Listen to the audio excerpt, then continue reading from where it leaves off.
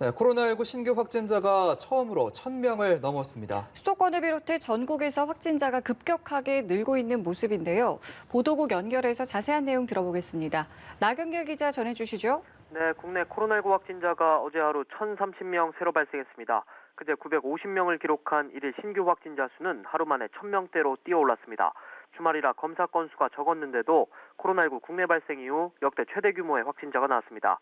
3차 대유행 이후 방역당국은 하루 확진자 수가 1,000명 넘게 나올 수 있다고 경고했는데 이 말이 현실화했습니다. 지난 2차 유행과는 달리 특정 지역이나 집단이 아닌 전국 곳곳에서 감염이 확산하고 있기 때문으로 풀이됩니다.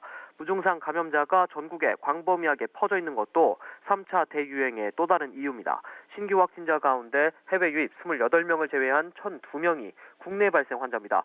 서울에서 396명, 400명에 육박하는 환자가 발생했고 경기 328명, 인천 62명으로 수도권에서만 800명 가까운 확진자가 나왔습니다.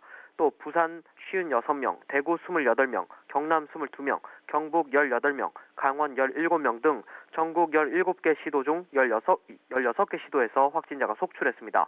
격리 치료 중인 환자는 1,372명, 이 가운데 위중증 환자가 179명입니다.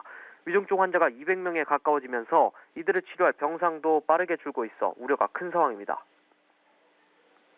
네, 교회와 요양병원 등에서 대규모 집단 감염이 발생했고 소규모의 일상 속 감염도 확산하고 있는 상황이어서 수도권에서는 거리 두기를 3단계로 격상해야 한다 이런 주장도 나오고 있죠. 네, 오늘도 전국 곳곳에서 새로운 집단 감염은 물론 기존의 집단 감염이 확산한 사례가 확인됐습니다. 서울 중구의 한 콜센터에서 시작된 감염이 교회로 이어지면서 관련 추가 확진자가 20명 확인됐습니다. 서울 강서구 성석교회와 관련한 확진자는 51명 새로 확인돼 누적 확진자가 140명으로 늘었습니다.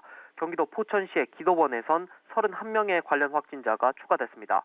부산 동구 요양병원 관련 확진자 48명이 새로 확인됐고 부산의 한 댄스 동아리 회원과 그들의 가족 등 20명의 신규 감염자가 파악됐습니다.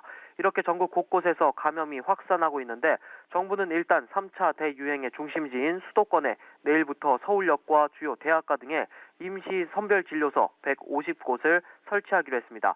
부족한 역학조사 인력을 확충하기 위해 군인과 경찰 등도 긴급 투입된 상황인데요. 하지만 이런 대응만으로는 지금의 확산세를 막지 못한다며 거리두기 단계를 3단계로 선제 격상해야 한다는 주장이 나오고 있습니다. 정부 또한 지자체와 함께 거리두기 3단계 격상을 검토하기 시작했는데요. 지금의 확산세가 계속된다면 의료체계의 마비를 막기 위해 3단계 격상은 불가피하다는 겁니다. 다만 거리두기 3단계는 최후의 수단으로 자영업자와 영세 소상공인들에게 견디기 어려운 고통이 될 수 있다며 3단계로의 격상만은 막아야 한다는 입장입니다. 이 때문에 연말 연시 모든 모임과 약속을 취소하고 잠깐이라도 외출을 할 때도 마스크를 반드시 착용해 줄 것을 거듭 당부했습니다. 지금까지 보도국에서 전해드렸습니다.